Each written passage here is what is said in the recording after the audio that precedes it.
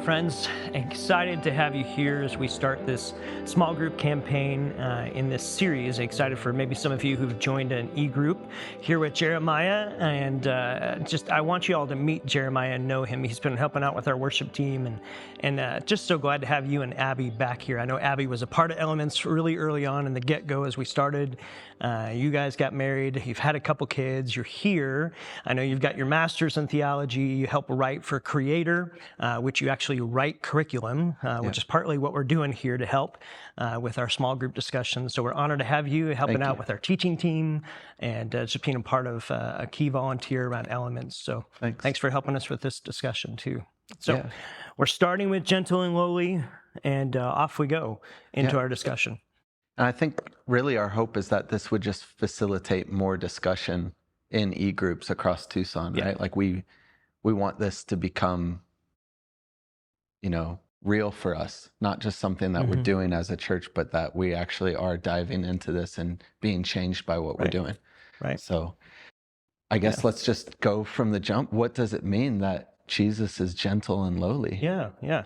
I think the fun part is it's the only place we see in Scripture in Matthew 11 where he describes himself, and that's the two words he uses. So the whole idea of come to me, those of you who are weary and burdened, and I will give you rest. Not more to do, I'll give you rest, for I am gentle and lowly in heart. And so that gentleness is that idea of meekness, the idea of humility, that Jesus is not easily triggered, he's not exasperated with people, which we sometimes think that he is. And then lowly is this idea that Jesus is the most approachable person to have ever walked the face of this planet. And we see that in the scripture accounts. And what would that look like for us to understand that his highest inclination of his heart is to be approachable, and to be gentle with us, not exasperated, not triggered, but longing for us to connect with him. And I would love to see us understand that and embrace that kindness of God. And then to see that permeate more and more the culture that we're trying to cultivate in our own hearts and in the heart of our church. That's awesome. So maybe we could dive into those a little bit more. We talk about Jesus being lowly. Maybe we could expound on that a little bit more. Jesus, the most important person who's ever lived, right? And we're talking about a very public figure. How does that kind of change our perspective of what it means to be approachable as somebody who is the King of Kings and the Lord of Lords, but he's interruptible, he's approachable, and we see that all throughout Scripture. Maybe you could talk about that a bit. Yeah, I think, the one of the accounts that's always struck me is Jesus on his way to heal Jairus' daughter. I forget which gospel account it's in, and then the woman who's having the issue of blood comes up and she's trying to be anonymous, not trying to be noticed. And yet Jesus stops the whole crowd from moving to address her, to not only provide the healing she needed physically, but the healing emotionally, mentally, and socially that she needed to restore her in the community. And the fact that, if you and I were to try to call a celebrity, we don't have access to a celebrity today. And yet Jesus is the most approachable and had every right to be celebratory or a celebrity status. That's what Philippians 2, Paul writes about, that he gave all that up in order to come down and to be approachable and accessible, interruptible, like you said. That's awesome. So awesome. I always like to think of it like, man, it's the coolest person in every room, but he wants my attention. Like that's crazy to think about, his gentle and lowliness in heart. So that's awesome. Okay, so we're, diving into a couple of different chapters for this week's small e-groups. And so maybe we could dive into the idea of chapter 5. We've already kind of covered his gentleness, but what does it mean that chapter 5, it says that he's able to deal gently with the wayward and ignorant? Like, what does that mean for us in our lives lived for God? I think what Dane gets at and what we see in Scripture is that Jesus isn't I think I said it earlier, but he's not trigger happy, Right. not easily exasperated, which in a cancel culture in which you and I tread and we live, that's so foreign. Because it's so easy. It's so easy for me to kind of say, "All right, that's enough," and you build the walls. And it's not that you can't have healthy boundaries, but to be gentle is that whole idea of approachability, the idea that reapproachable, like continually able to come before him, and that he's not going to be exasperated, that he actually has the gentleness and the kindness of heart to receive us in those moments of our brokenness, in those moments of our success, and that either way we can approach and we can come before him. Yeah. Something that I loved that you and I talked about before this was how, like what that means as far as wayward and ignorant. Yeah. So the whole idea that he deals gently with those who don't know any better. You know, they weren't aware that something was sinful or contrary to the holiness of God. And he deals gently with people who really just genuinely didn't know any better. But he also deals gently with the wayward, you know, the one who chooses to go the opposite direction of the way that God calls us to live and the way that Christ calls us to live in holiness. And so I just love that idea that he doesn't, you know, have this invisible line in the sand, but that he's gentle with whether we're wayward or we're just ignorant. You know, it's really cool. And that the line isn't always moving, which sometimes I know for myself, it's, gosh, you feel like, am I getting up to the line? And, oh, I just tripped over that line. This is it. That's the last straw. And no, he's still approachable. In fact, that's part of, it talks about like our brokenness is actually part of the resume of what allows us to approach him. That's pretty phenomenal to think about and to realize that we can continue to move toward his presence because his presence is always moving toward us in that. Yeah, that's so unique. I think, you know, in my own perception of God growing in faith through the years, I think, well, of course he's gentle with people who don't know any better, but I know better, like I should be better. So Christ is angry with me. And so what a paradigm shift to think he's not, his natural isn't to be angry with me. When I'm wayward, his natural is to be gentle and loving and caring and welcoming me back. Kind of that whole picture of the prodigal son went off on his own way. And the father met him on the road and ran to him. And I think it's so significant for us to get that picture of Christ's heart for ourselves. Yeah.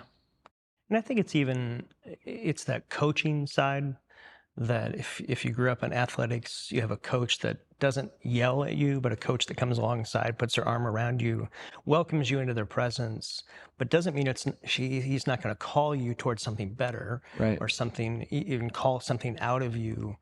But it is in a way that the relationship is intact and restored, that there isn't a separation or a distinction of me versus you. It's us moving forward together. It's huge. That's part of that gentleness.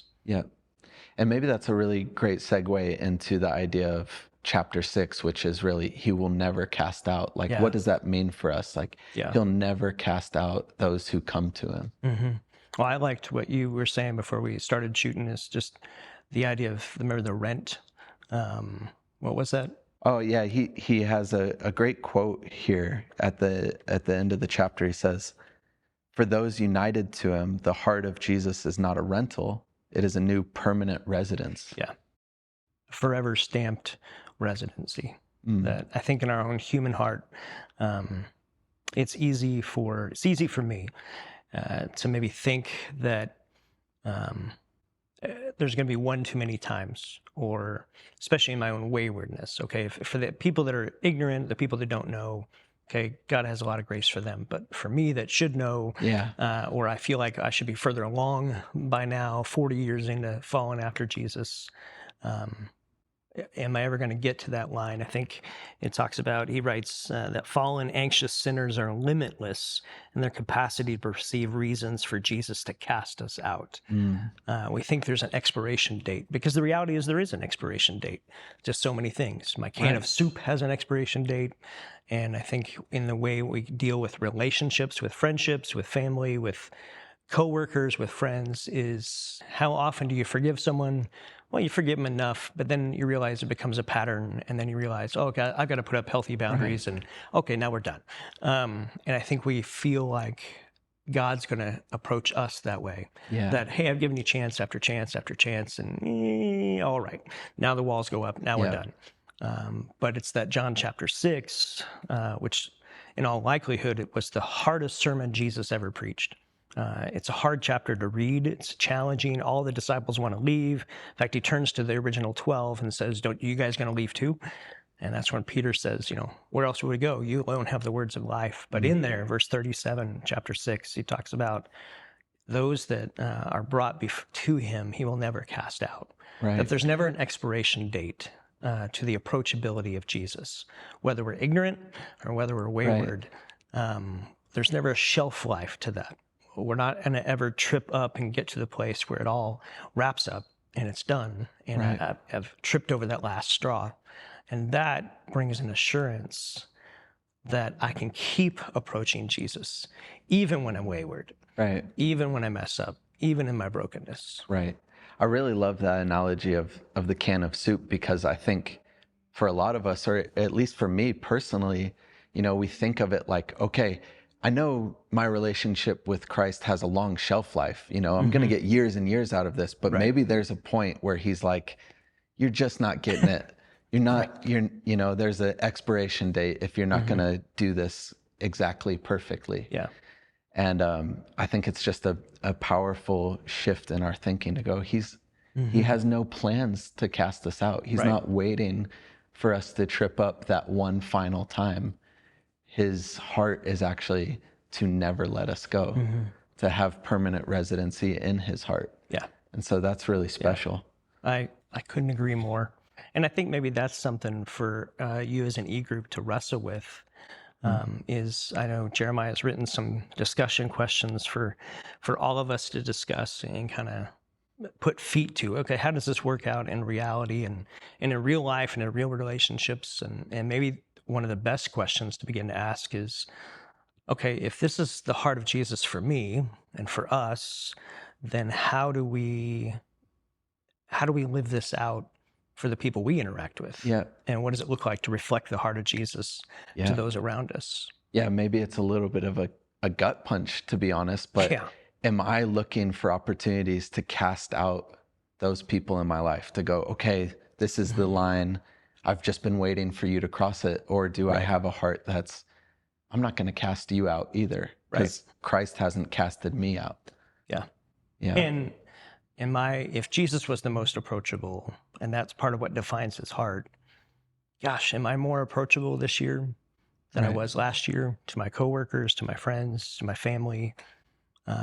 Or am I starting to create distance or build up that distance? So I love Richard Foster's quote. He talks about, I want you to know what the heart of Christ is, that his heart is open and that you are welcome into his presence.